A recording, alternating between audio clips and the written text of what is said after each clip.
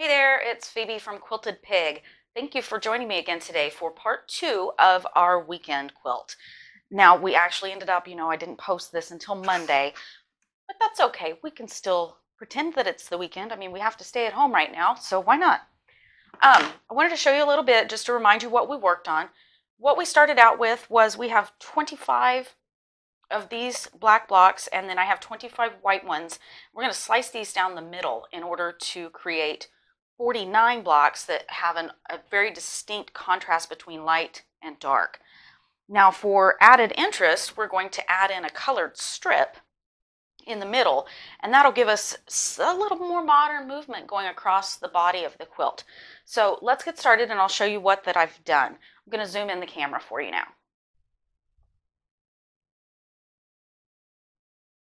Okay, so I've got all my 4 patches made, and I wanted to show you how cute some of these came out. Because a lot of these black and white fabrics are actually a novelty fabric of some variety, they have little cute things on them, like this little teacup. Now, when I get ready to cut this, I want to keep that teacup guy because I think that's cute. So I wouldn't want to cut this direction on this. I would want to cut this direction. And it's not because I did an intentional fussy cut, but I think these look like that. There's this one. There's this little pig. She shows up quite a few different places. And so I'm actually going to cut a white block for you because I think that that will be easier to see on camera.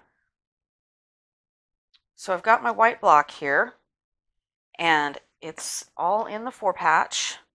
So I'm going to take my favorite Creative Grids ruler, and I'm going to line it up. Now what I'm looking to line up is I'm looking to line up the middle point where the 4 squares come together, along with the point here and the point here. Now, if for any reason these don't match up quite, don't pull them. Just maybe encourage them a little bit to go to where you want them to go. So I've got that lined up. That checks out. Because I didn't furl the seams, this gets a little high, which also means that the ruler has an opportunity to spin as you're going. So be sure you're keeping control of your ruler as you're going across the block. So we're going to cut, walk our hands, and cut through that. Hopefully that got through. It did, yay! Now, I recommend just doing a few of these at a time. Reasoning behind that is if you get a whole bunch going, you have more likelihood of accidentally stretching out that bias edge that you've just created. You could go ahead and, pile them up in your project tray.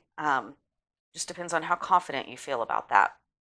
But to look at this, you can see that the point of this square meets exactly at the point right there. So that's what we're looking for mainly. And like I said, you could do a few at a time or you could do all at a time. The one big takeaway that I have is do all the white ones at once and then add on the black ones, or the other way around. The reasoning for that is if you try to do half and half, which is what I wanted to do at first, it's a recipe to accidentally sew too many of one color, and then you'll be picking stuff out. Nobody wants to do that. So let me show you how it looks when it's pinned. I'm going to set these aside very gently into my project box. So ready to pin the fabrics. As I showed you, there's that point where the squares came together, and we talked earlier in the video about how I folded this in half and made myself a crease. So I'm going to take that crease and line it up exactly on the point. Let's go ahead and show you on this one. Line it up exactly on that point, and I'm going to put a pin in it. So the pin goes in there, and then I recommend at least 3 pins down the length of this. Now, if that bias has stretched at all, I don't know if you could see, I'm kind of encouraging this into place. Again, a little encouragement goes a long way, just to make sure that it's straight, and just pin that. You can see I've got that pinned. And I'm doing the strip on top, and the reason for that is if you put this on top with that bias edge, your foot may actually stretch the bias edge as it's going across. I've been doing them like this, and so far they're working, so I'm going to keep going that way. So there's a few of those that are pinned. And then I'll show you one that is already stitched. And actually, these are, I chain piece them. And you can certainly do that. You can see how I did that. The reason behind that, there was no reason to really back tack these. You don't know exactly where that point is going to end up that you need to cut out to. So back tacking could have just resulted in you're just going to trim it off anyway. So why waste the thread? I just went ahead and chain pieced together. And I left my little scissors at the sewing machine, so I'm going to cut this apart right here with the rotary cutter and show you how that looks. So this is off the machine. This line is stitched, and I'm going to press toward the stripe piece. Now, as you can see, the when I said that the corners didn't necessarily have to match up there, it's cut off, but it will be a lot straighter since I worked to make sure that they were lined up well. Now I'm pressing this direction because it'll reduce some of the bulk. If I try to press back this way, we're pressing all those seams onto each other. I'm going to do this probably as an all-over meander when I do the quilting, so I want to be sure that the bulk is not as bulky. So once I've done that on those, and now you can basically consider this one seam line to be stabilized. So once I've done that, I would take my next piece, the black piece, and put it on there. Now, same thing with the how I'm putting it together. I want to have the strip on top so that that bias edge doesn't get stretched out. And I don't know if you can see here on this one, I cut this way so that the little face showed up in the triangle. That way they all stay kind of different. So to line this up, if you had done the crease in there, and since I did not iron this particular piece with the iron, the crease still exists.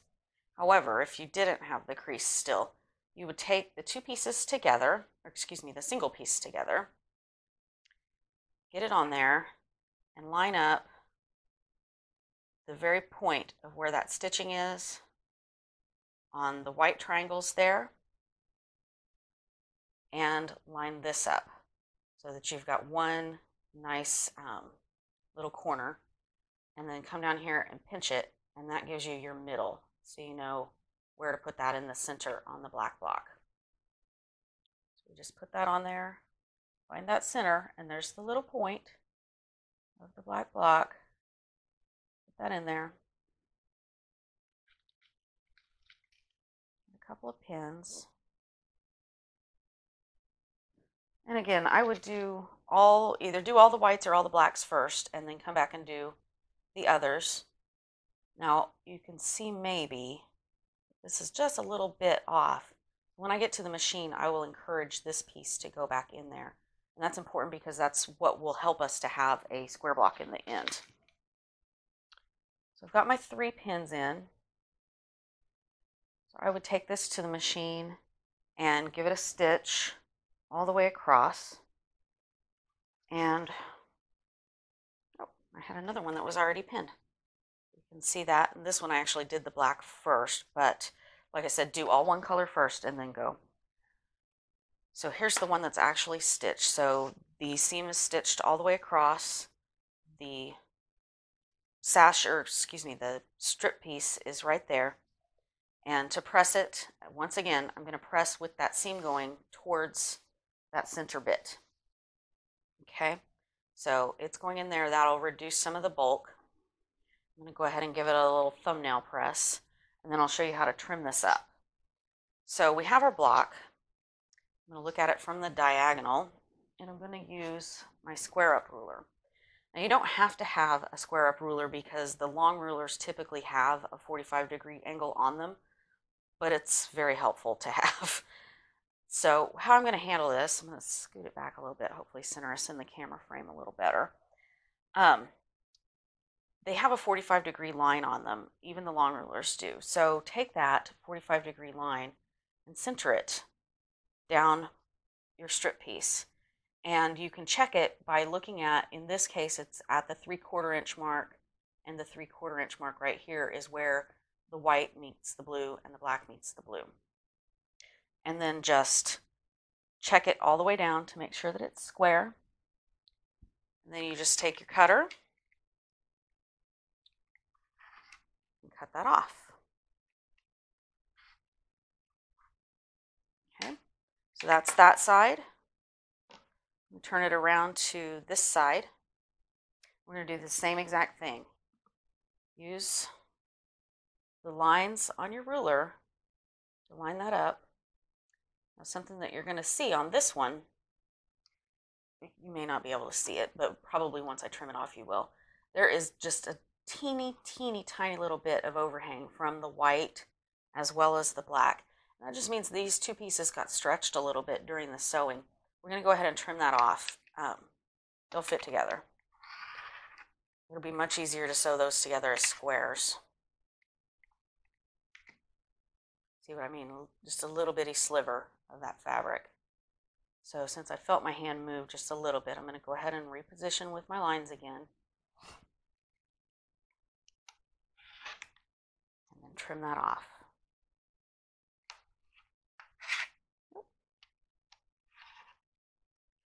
So what you have in the end then is a nice finished block. So I'm going to keep working on these. I expect it'll take a little time. This is probably the most tedious part of the whole process because you don't get to switch back and forth between the black and white and that kind of thing.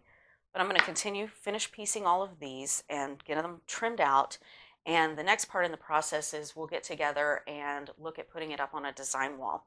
So I hope you're enjoying the videos. I hope you'll like the videos. I hope you'll subscribe to my channel. I hope that you're going to stay inside and stay safe from this virus going around. And I hope that you have a really good day. I'll talk to you again soon. Thanks again for watching. Bye-bye.